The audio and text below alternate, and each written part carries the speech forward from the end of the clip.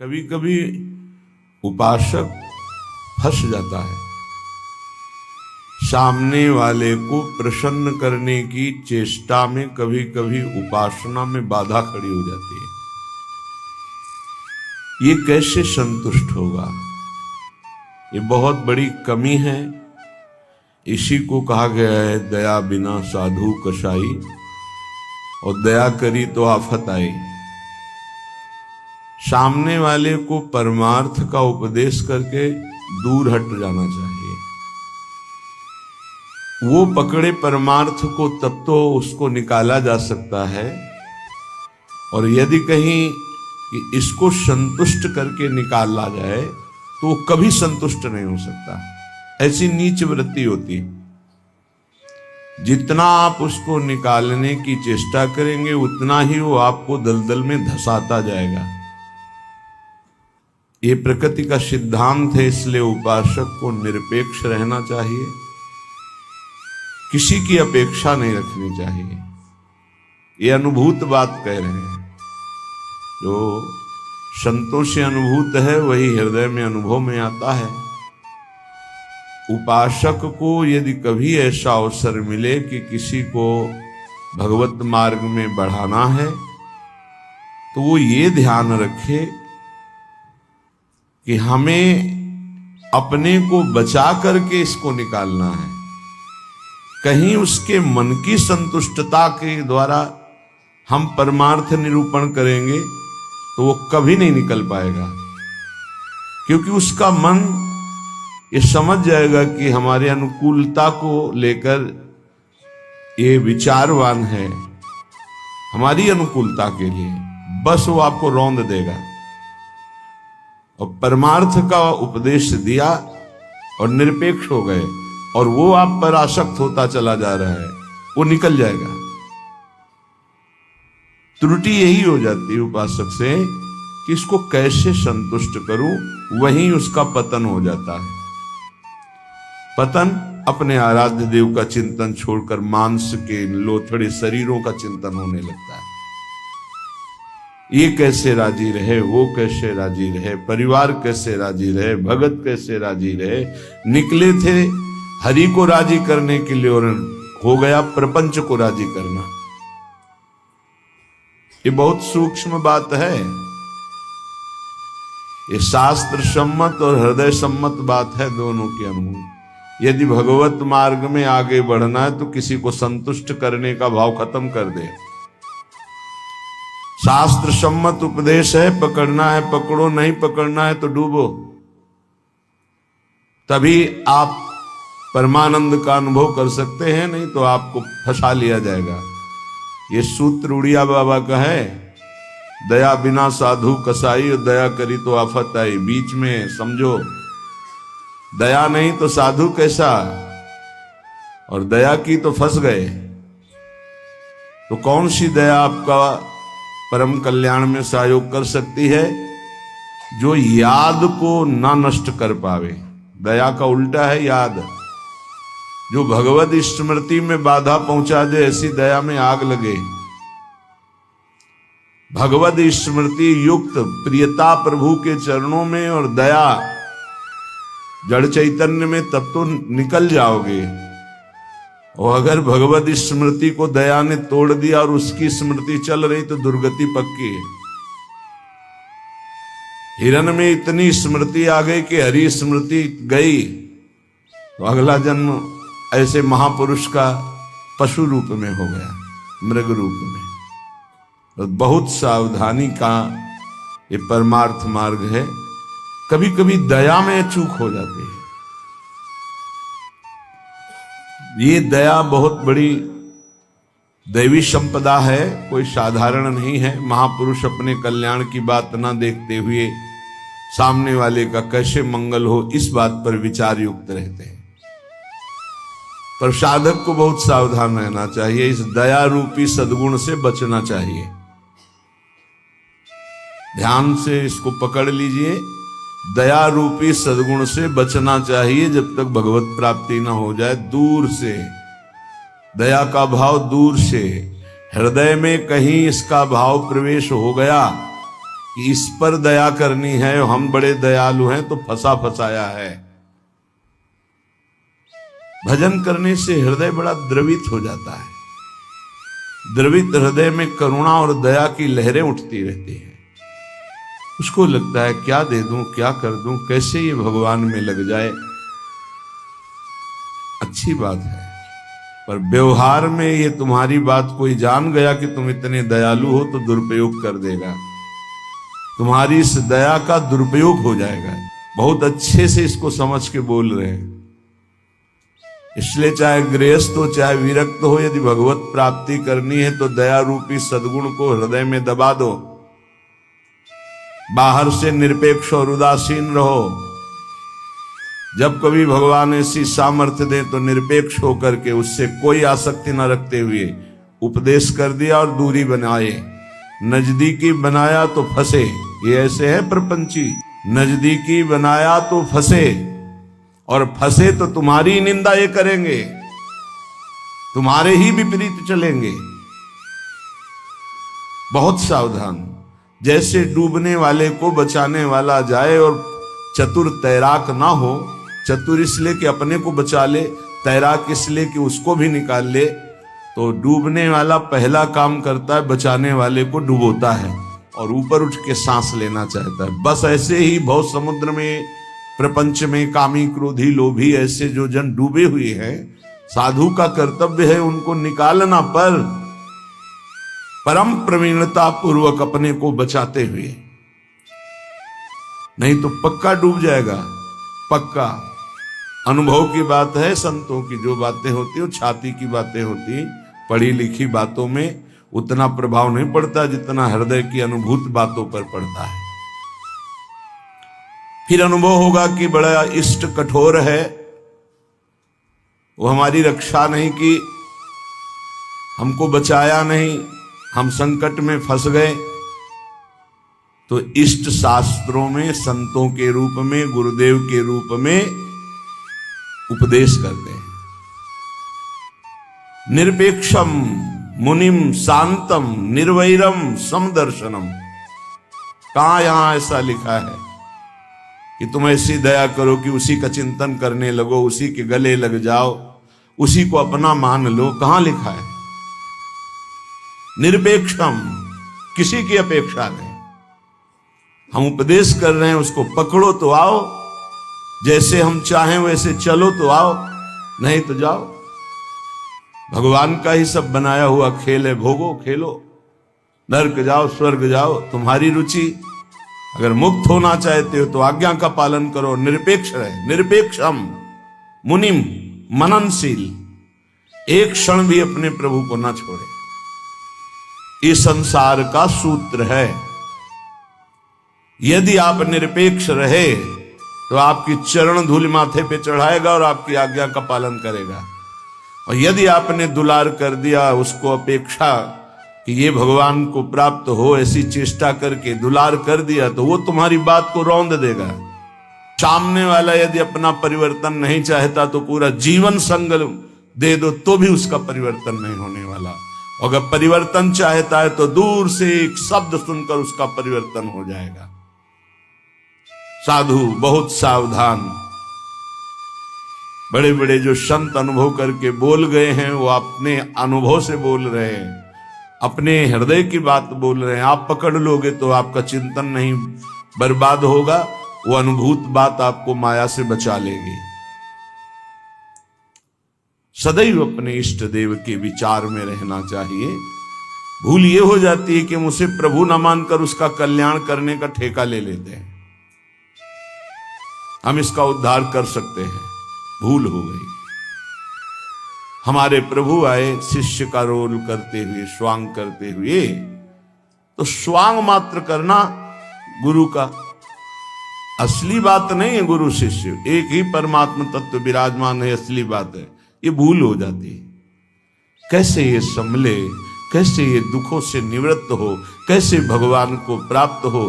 थोड़ा बस उसके अनुकूल हो गए, वो तुम्हारी हर बात रौंद देगा, तुम्हें सेवक बना देगा, अपना गुलाम बना देगा। मान लेना हमारी बात, दिमाग में लिख लेना। एक साधारण विषयी आदमी तुम्हें अपना गुलाम बना सकता है। कैसे? उसकी अनुकूलता को यदि तुमने परोसा, बस वो तुम्हारी आज्ञा का उल्लंघन कर देगा। ऐसे सात्विक जन बहुत कम होते हैं जो ये बात सोचे कि ये किसी की तरफ देखते नहीं, किसी से बोलते नहीं। इन्होंने हमारी तरफ देखा, हमसे बोले, बात किया, अहो भाग्य। ये हम अपने अनुभव की बात और संतों के अनुभव की बात करते हैं जो माया मुक्त हैं। किसी को उपदेश देकर निरपेक्ष हो जाना, यही उसके कल्याण का स्वरूप है। उसको दुलार करना अपने और उसके दोनों के पतन का रास्ता है पक्का। संसार में कहीं कोई भी यदि भगवत मार्ग में चलना चाहता है तो शब्द पकड़कर निकल जाएगा माया से। और अगर गुरुजनों के, महापुरुषों के वचनों को नहीं माना तो हम लौट जाएं उसके चरणों में, हमारे ऊपर से खेले, तो भी वो कल्याण को प्राप्त नहीं हो सकता, क्योंकि वो वचन का पालन नहीं कर रहा। गुरुजनों का उदास रहना हमारे लिए अत्यंत आवश्यक है, क्योंकि जब वो उदासीन होकर तिरछी चितवन से देखते हैं तो हृदय थर्रा जाता है और धर्म पूर्वक चलता है। और जब गुरुदेव मुस्कुरा देते हैं तो उसका उल्टा फल होता है, हमें गर्व हो जाता है और हम उनकी आज्ञा का उल्लंघन कर देते हैं। ये संसार सद्गुरु स्वरूप है, ये पूरे जीवन शिक्षा देता रहता है।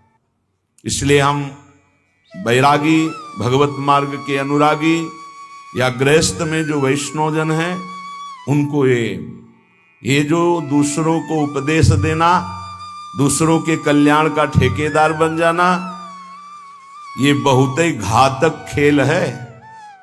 प्रवचन करना, उपदेश करना, दूसरों के मन को संतुष्ट करना, ये बहुत ही घातक खेल है भगवत प्राप्ति में। तब तक मुंह नहीं खोलना चाहिए जब तक स्वयं साक्षात्कार भगवान का न कर ले, नहीं तो मिटिया मेट साधना को करने के लिए ये माया प्रपंच बहुत विचित्र है।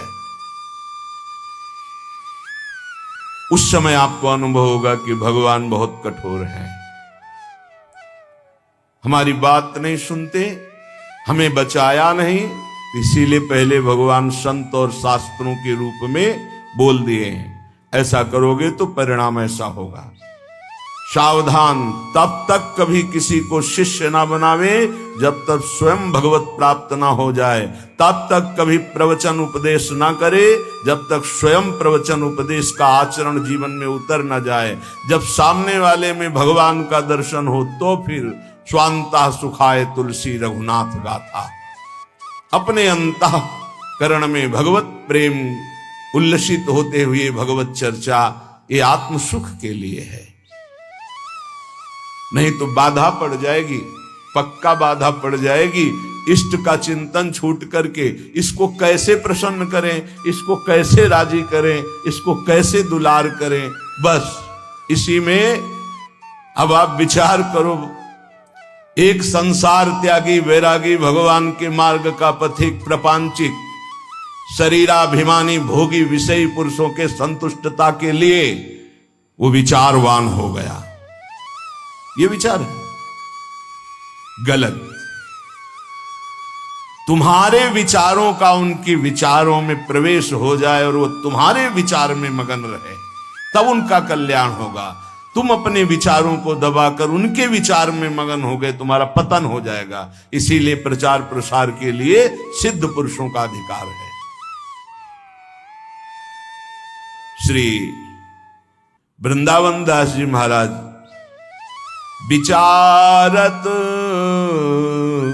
ऐसे ही दिन रात दिन इसी विचार में मगन रहो। श्यामा श्याम का नाम, श्यामा श्याम का रूप, श्यामा श्याम की लीला। कब मिली हो ब्रज जीवन प्यारे, गोरे सावल गात। विचारत ऐसे ही दिन जात। उपासक का कैसे दिन जाता है, कैसे रात जाती है। विचारत ऐसे ही दिन जात, कब मिली हो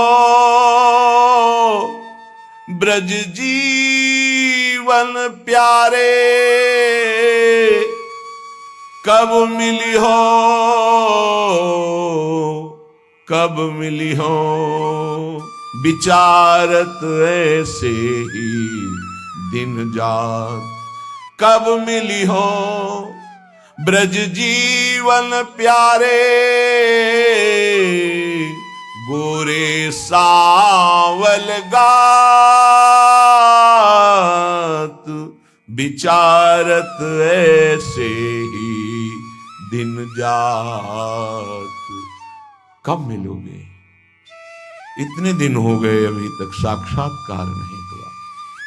आज का दिन गया, आज की रात गई, फिर दिन आया, प्रभु कब मिलोगे, कब मिलोगे? ये व्याकुलता, यहां दूसरे के चिंतन की कोई गुंजाइश नहीं है। दया से चिंतन में फिसला साधक, ये हिरण का बच्चा मर जाएगा अगर हम इसकी रक्षा नहीं करेंगे, चलो ठीक, बाहर निकाल लिया, अब इसका पालन पोषण करना, चलो ये भी ठीक, 10-5 दिन में छोड़ देते, नहीं, गले लगा लिया, अगला जन्म हिरण का हो गया। बहुत बुरी तरह साधक दया में फंस जाता है, आसपास ऐसा जाल बिछ जाता है कि निकलना मुश्किल हो जाता है।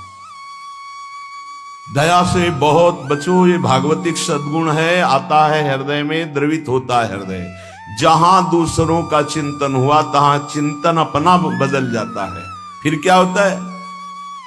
कहिबे में नियरे से लागत, सपन्यों नहीं दर्शात, अब कछु निठुर भय या जुग में, ताते मन पछतात, विचारत ऐसे ही दिन जात। वो बातें तो प्रभु की करता है, लेकिन ऐसा अनुभव में नहीं है, बहुत दूर प्रभु है। कहिबे में नियरे से लागत, सपन्यों नहीं दर्शात, स्वप्न में भी प्रभु नहीं आता। क्यों? गजब की बात है, साधक जीवन भर चिंतन को संभालता रहता है।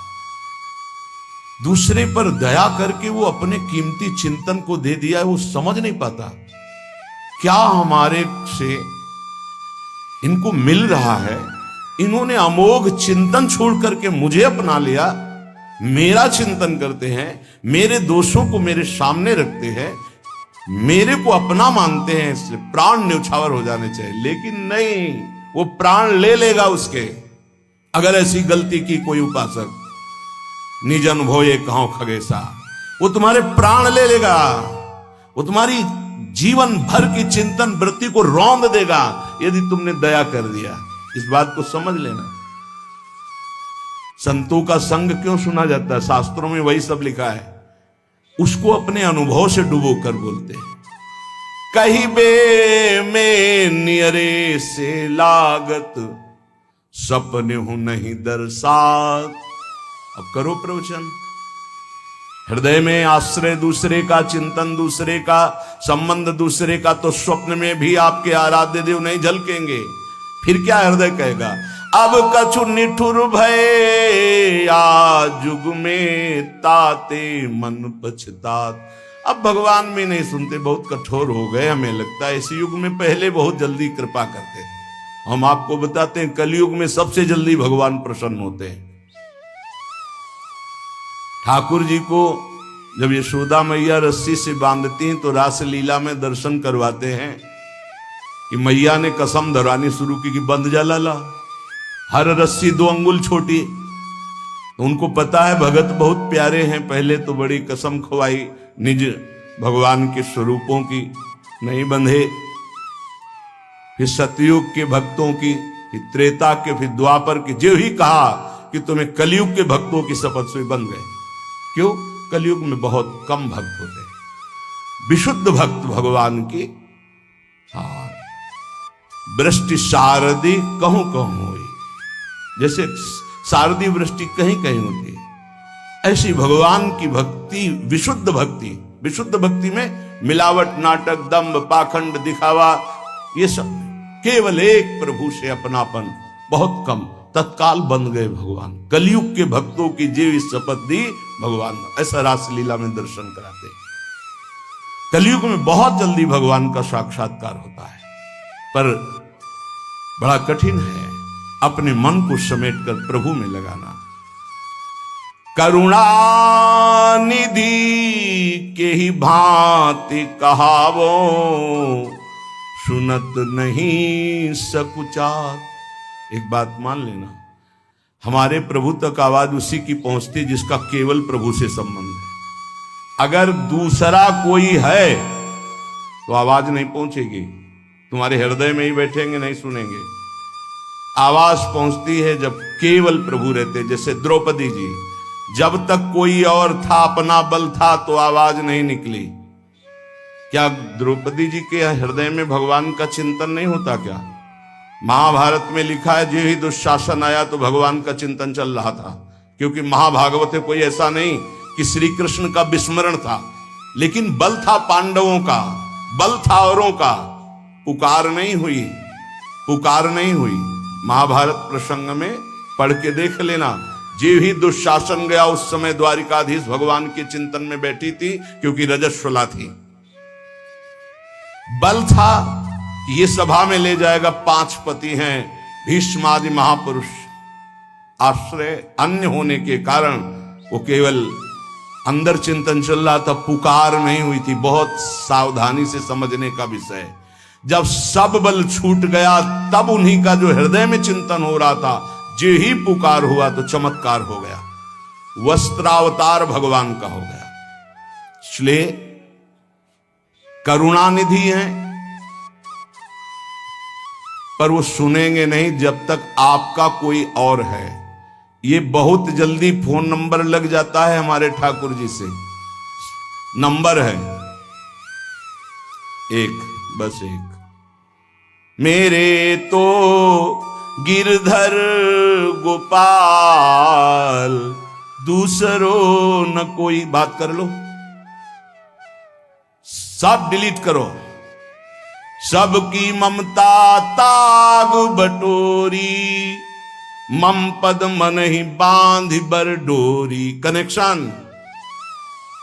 जय जय, तुरंत उत्तर मिलेगा। हाँ बोलो, आपने कनेक्शन नहीं फैला। कनेक्शन तो जननी जनक बंधु सुत दारा, तन धन धाम सुरद परिवारा। तो इनसे बात करो, हरि से कैसे होगी?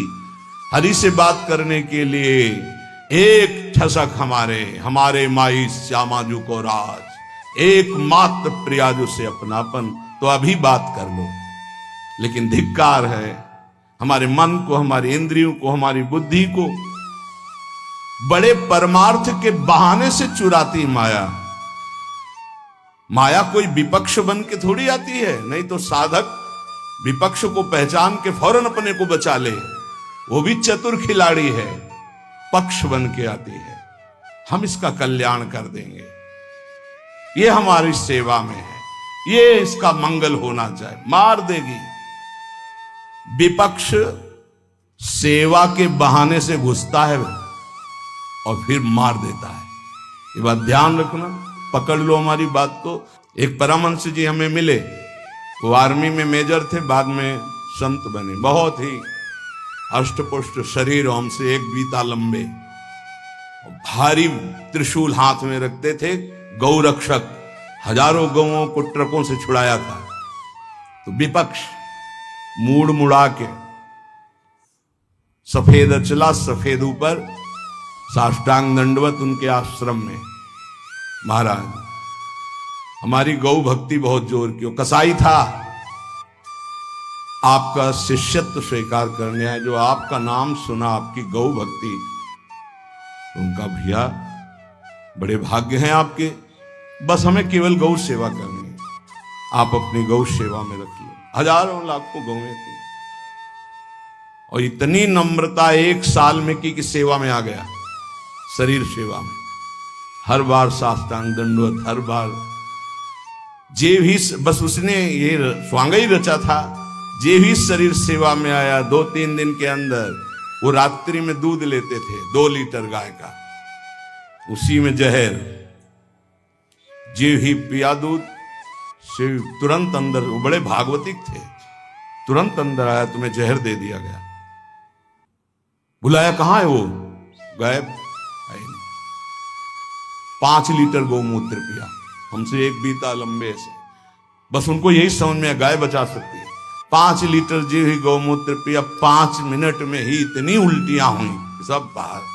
थोड़ी देर के लिए मूर्छित रहे, कोई डॉक्टर की जरूरत नहीं पड़ी और ठीक हो गए। एक तो भागवतिक दिव्य श्रद्धा उनकी, दूसरी गौमूत्र ने उनको बहुत सी उल्टियां करा दी।